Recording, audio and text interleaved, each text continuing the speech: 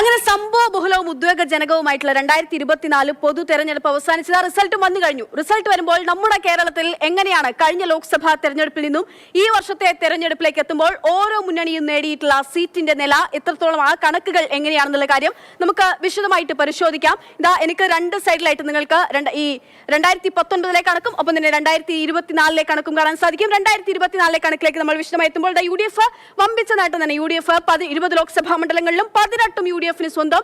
LDF ആകട്ടെ കഴിഞ്ഞ തവണത്തെ പോലെ തന്നെ ഒരു സീറ്റിലേക്ക് കനൽ ഒരു തരിയായി തന്നെ തുടരുന്നു. ഒരു സീറ്റിലേക്ക്, ഒരു ലോക്സഭാ മണ്ഡലത്തിലേക്ക് ഒതുങ്ങുന്നു.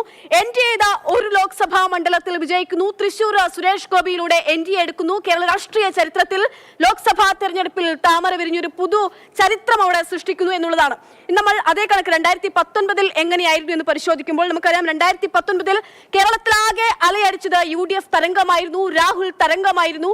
അങ്ങനെ 20 ലോക്സഭാ മണ്ഡലങ്ങളിൽ 19 UDF-ന് ഒപ്പമുണ്ടായിരുന്നു.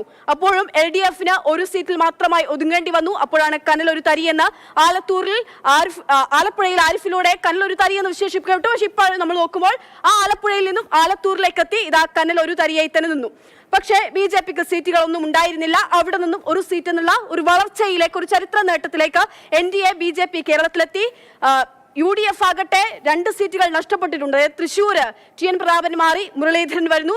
പക്ഷേ നേടിയെടുക്കാനാകുന്നില്ല സീറ്റ്. സുരേഷ് ഗോപി ജയിക്കുന്നതിലൂടെ തൃശ്ശൂര് കൈവിട്ടു പോകുന്നു.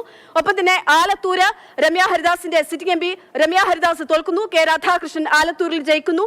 ആ തരത്തിൽ പക്ഷേ ഭേദപ്പെട്ട രീതിയിൽ തന്നെ വലിയ ഡാമേജ് ഒന്നും ഇല്ലാതെ തന്നെ UDF നിലനിർത്തുന്നു എന്നുള്ളതാണ്. പക്ഷേ CPM-നാകട്ടെ LDF-നാകട്ടെ നമുക്ക് കാണാൻ സാധിക്കും, ഒരു തരത്തിലും ഒരു ഭേദപ്പെട്ട മെച്ചപ്പെട്ട പ്രകടനം നടത്താൻ കഴിയാതെ പോവുകയാണ് 2024 ലോക്സഭാ തെരഞ്ഞെടുപ്പിലും എന്നുള്ളതാണ് ഈ കണക്കുകൾ വ്യക്തമാക്കുന്നത്.